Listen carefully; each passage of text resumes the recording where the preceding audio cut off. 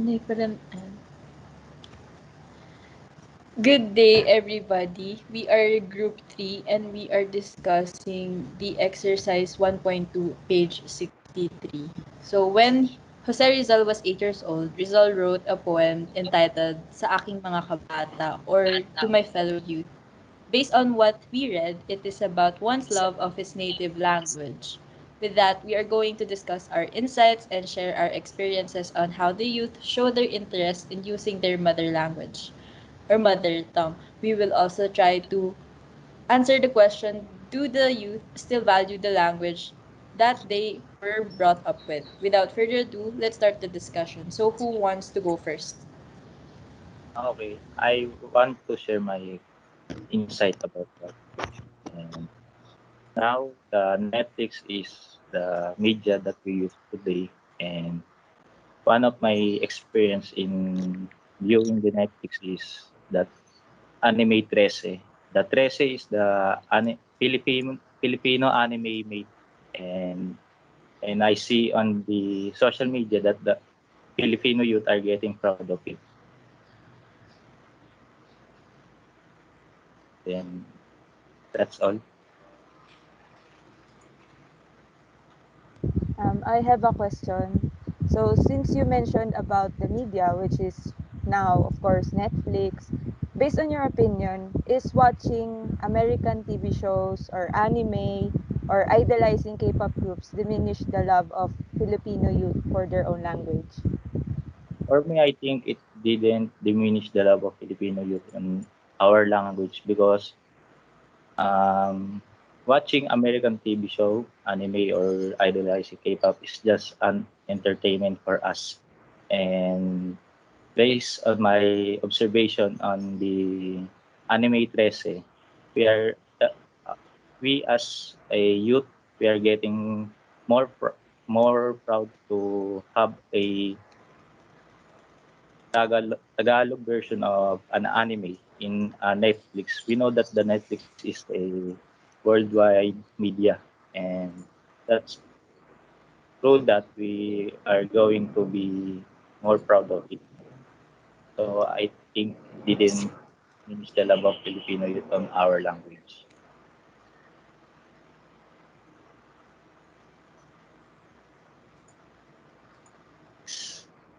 Who wants to share their insight?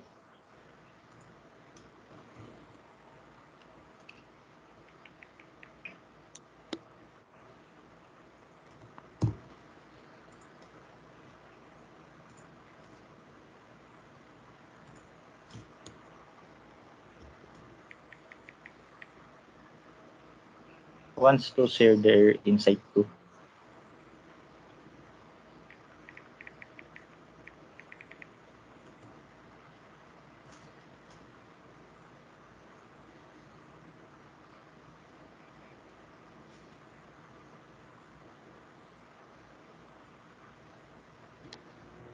So, based from my insights, from my observation and my experiences, the main way of the youth on how they express their interest in their mother tongue is mostly via everyday conversations. Whether they are at home, school, work, or elsewhere. Most of the Filipinos or Tagalogs, when they talk to each other, use their mother language due to not just having more mastery in using the language, but also helps them express more comfortably. Another way of expressing mother tongue or mother language is through media, which the majority of the Philippine TV shows, movies, music, and other media uses the mother tongue as well. And lastly, the mother tongue also serves as a language to respect the elderly via the use of point opo. Even though it depends on the people on how we are being raised to their mother tongue, the youth still mostly value the language that they are brought up, mostly due to the majority of the statements also stated from the above. In addition, not just it is the main source of communication, but also the sense of identity towards the youth in terms of their nationality. Speaking the mother tongue determines who they are as a citizen of a certain nation, or the majority of the time because of being born and raised to a certain country.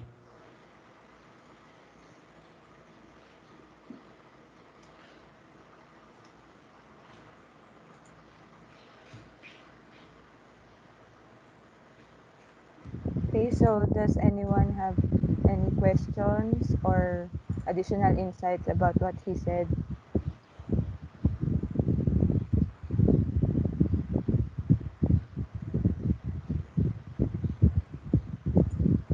For me, I have no questions for Adrian. How about the others? Do you have questions, guys?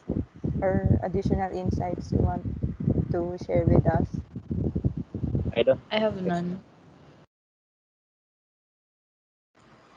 Okay, so if that's the case, then I would like to share my insight.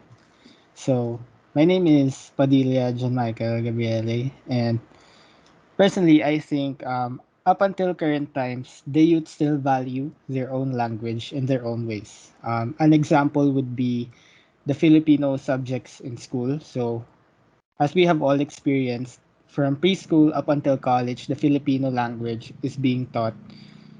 Every year, there is also what we call Buwan ng Wika, wherein we celebrate and honor the language of our country. We have a lot of activities like essay writing contests, which are done in Filipino, poem writing contests done in Filipino, and the like. So, through this, I think not only does the youth learn more about the language, but they nurture it. In my freshman year here in Mapua, we had the Filipino subject here in ECE that we took. And one thing I learned is that language is not just something we write and speak. That is what my professor in Filipino taught me. So, language is also actually something that defines us culturally.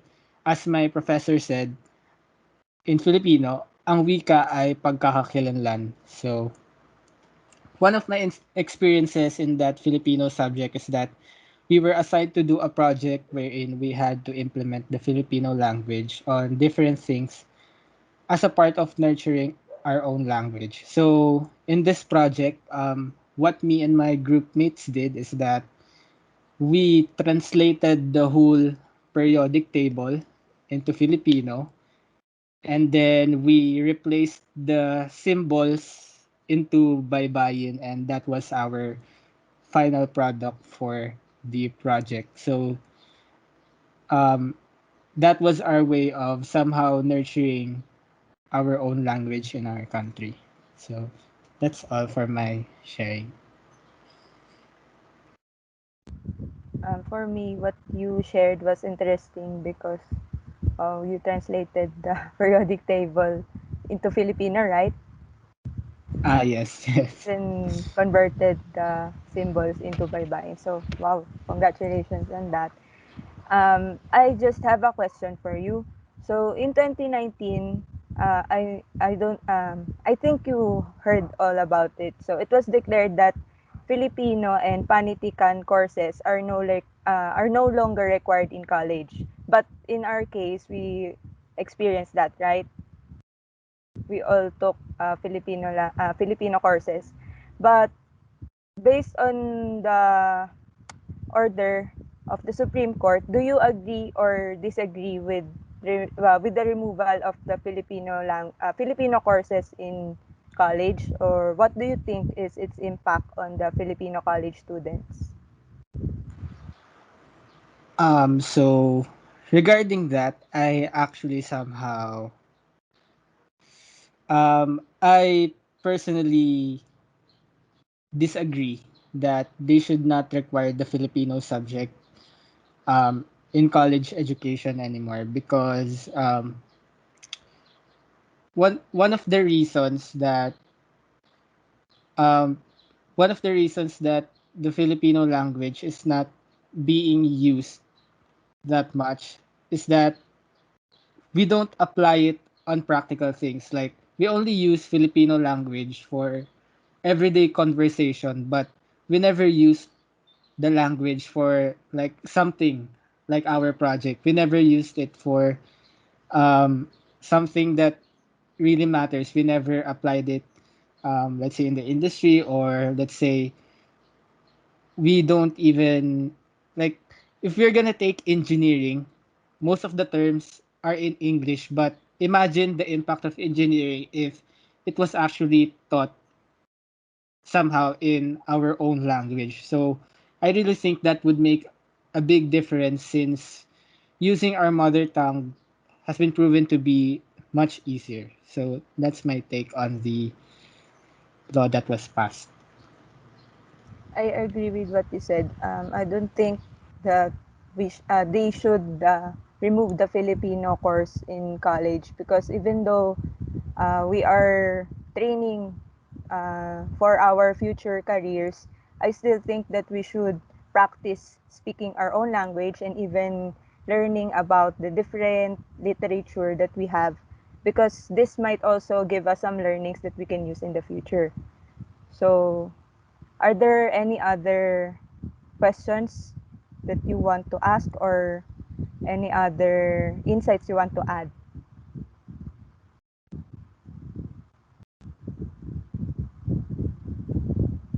I don't have Okay, so, I don't have uh, any question. okay. So now let me share my experience. So first of all, I am Mikaila Denise H. Loanzon, and based on my observation, most of the youth now continue to use their mother tongue to express themselves. As you mentioned earlier, there may be different ways, such as in speaking, writing poems and essays, joining buwan ng wika, and even in music. So when I was in high school, I was a part of the Filipino school paper, and I participated in school's press conferences. So I am a student journalist back then. So there are many aspiring student journalists. So it really takes a lot to win. So seeing that there are a lot of them, I believe that the Filipino youth continues to use their mother tongue or their mother language in expressing themselves. So for me, apart from winning the contest, one of my goals was to improve my how I use Tagalog to inform and express the truth. So this activity proves that Filipino youth continues to show their interest in mother language. So I am in Region 4A Calabarzon, so most youths in our region have Tagalog as their first language. So with journalism, I was able to inform, tell the truth, and express my opinion through the narratives and essays that I make. So like Rizal and other propagandists who expose the truth about Spanish authorities and friars, I think this is the modern way that students communicate their thoughts about their school policies, country's laws, or criticize the society's current ills and suggest solutions that might help solve this. So in this case, for me, I think it is best if we use our mother language, because for me, this is the language that I am most comfortable conversing with. Therefore, I can relay my thoughts clearly and more freely. Sorry. I know that we have the power to make a difference through communicating with our native language as our tool to inspire and be the change. That's my sharing. So, do you have any questions, or you may want to add something?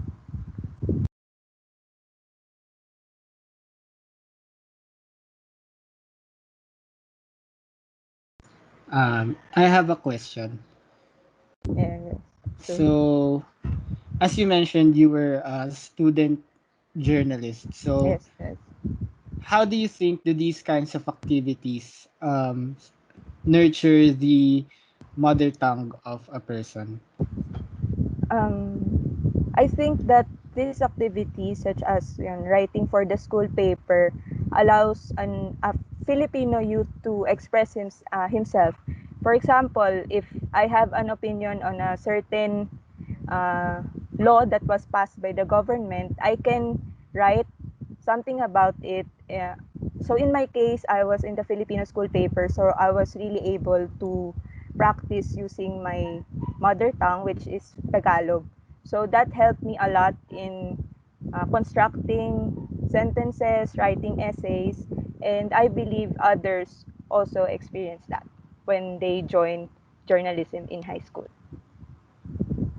Okay, thank you. Thank you.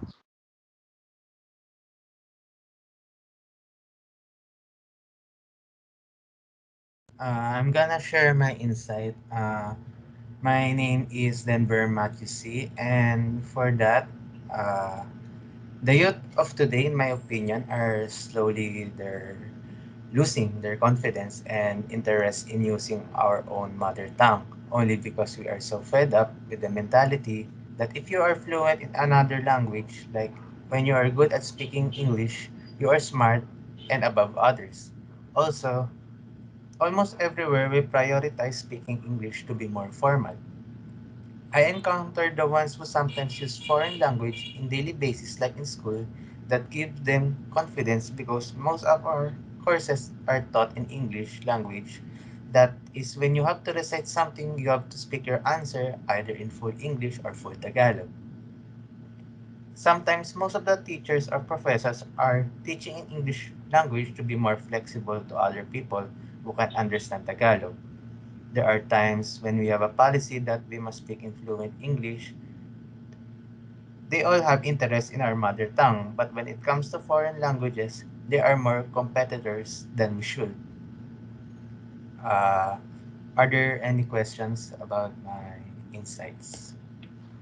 Yes, I have a question. So, um, based on your opinion, how can we change this way of thinking? How can we have the same confidence that we have in other language in our own language?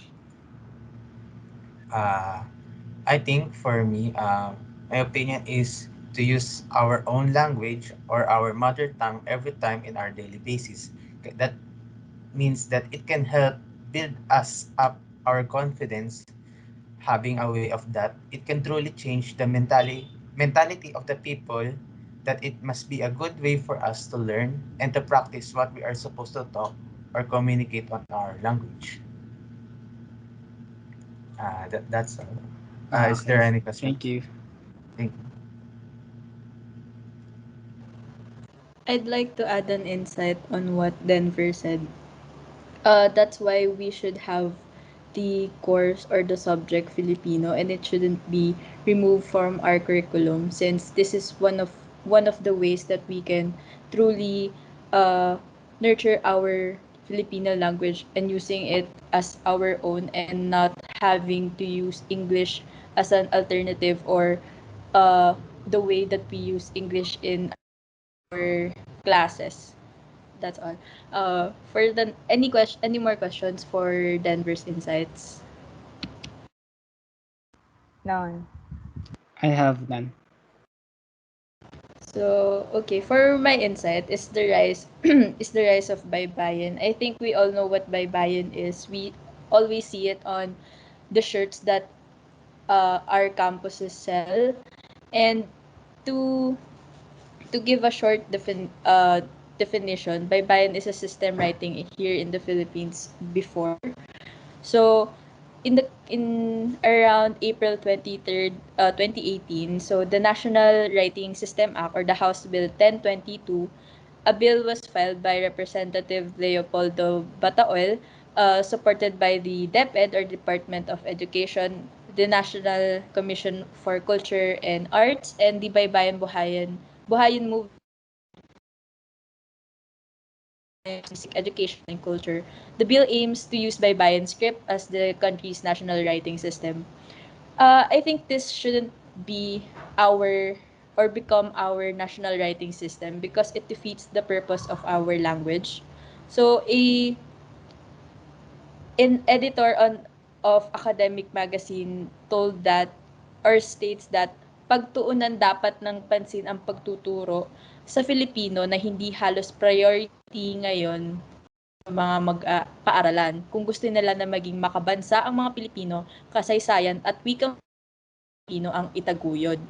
So, Baybayin was original script of Tagalog people originally residing in Central Luzon. So Tagalog is the national language, Filipino it is based on. So, according to what the editor of academic magazine said, that it's true that we should first focus on our language than than than having to put another language above it. So because of its aesthetic purposes and for the feel like we have our indigenous of history for us. So I think that it's not much that important to put into use right now. So I read that someone pointed out that passing this House bill into a law will give so much preference to Tagalog over other major Philippine languages such as Kapampangan, Hingalyon, and Cebuano. So because there Tagalog is not the only language that we use here in the Philippines. We have other uh what they call uh trib- tributes that or tribes that use another language, not Filipino only. So even Jose Rizal no stated or recognized the deficiency of baybayin in his Estudios sobre la lengua Tagala or the studies of on the Tagalog language which was published in 1899. So in this book, Rizal recommended reforming the Tagalog orthography by embracing what he thought was more efficient and flexible writing system, which is the alphabet. So, in 2013, the Commission sa Wikang Filipino stated that Filipino orthography should be guided by the patient study of history to gain sense of traditions that shape today's systems of writing. It is really a great idea to revive Baybayin and even teach it into some schools. And nothing is wrong with that with our current and nothing is wrong with our current national writing system. But from a linguist point of view, we should also be proud of our current alphabet, which has stood the test of time and most importantly, globalization. So the fact that Filipino words or language are known to other countries, it is a sign that our language is flexible, efficient, and easy to use. So, and we do not need to look for another a national indigenous alphabet, new alphabet to affirm that we speak or write or read Filipino. And I think that's all for my insights of the rise of Baybayin. Any questions? Okay, I I have would. Okay.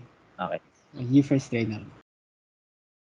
I'm Reynald and Cañotal, and my question is, do you think that the baybayin will be implemented in elementary or secondary?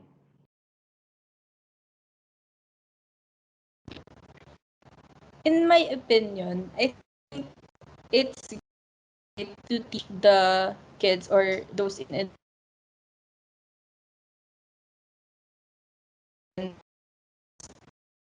Baybayin to change the language solely for the purpose of having to use Baybayin our national language. I think it's more on the educated students on our language way before the Spaniards conquered us. That's all. Okay, so I would like to add to what Queenie said. So I somehow agree with the point that buy-in should not become a system of not a national system of writing here in the Philippines because what's very hard about making it as our national system of writing is the transition itself because we can't just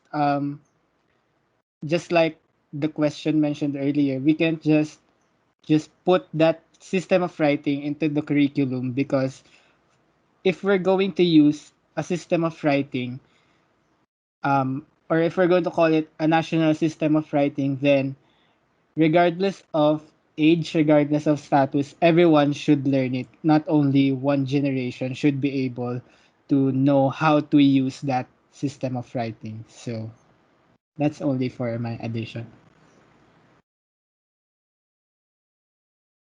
I add about the baybayin. I experience of translating the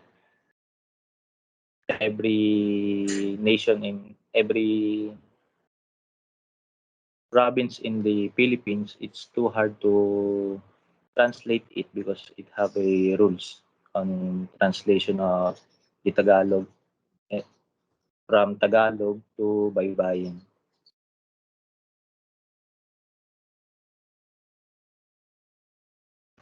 So, does anyone have more insights regarding the topic?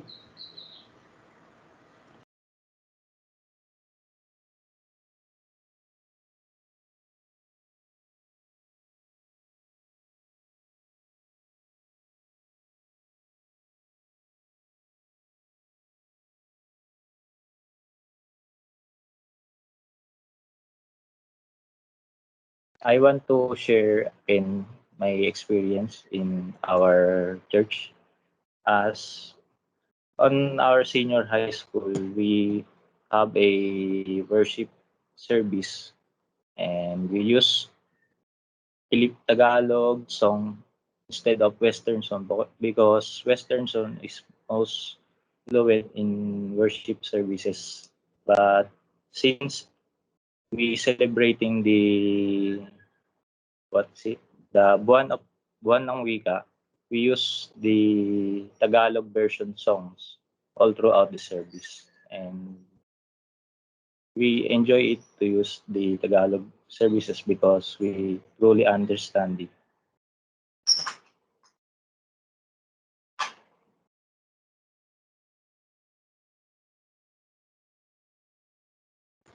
So, does anyone have questions for the sharing of Reynald? I have a question. My name is Denver C. And what do you think about having that issue can make your own language helps us to have a better communication on the other people? Can you say the question again? I can hear. Uh, what do you think about having that issue can make your own language helps us to have a better communication on the other people? So since this is our Tagalog is our mother tongue and we can understand each other in an easy way because we know what we're going to tell in each other. So that's all. So, does anyone have more insights to share?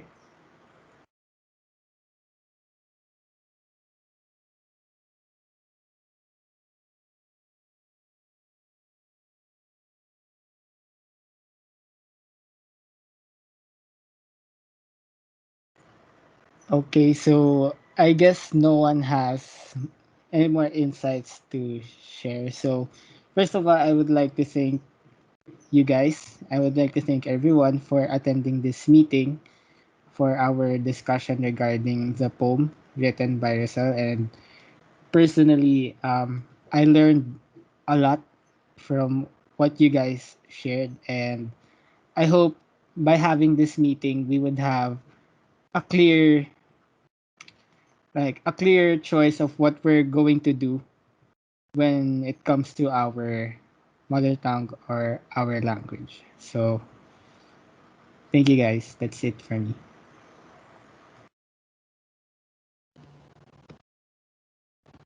So again, this is group 3 from the course Rizal, and I am Queeny Chan, and this is my group mates.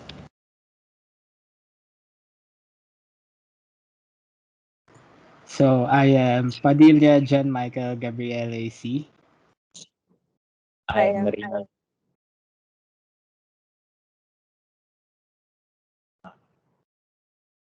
I'm Reynald Cañotal. I am Mikaila Denise H. Loanzon.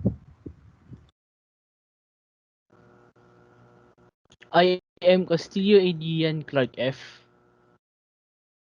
I'm Denver Matthew C. And we are group 3. Thank you for listening for our small discussion about our mother language. Thank you. Thank you. You. Thank you. Thank you.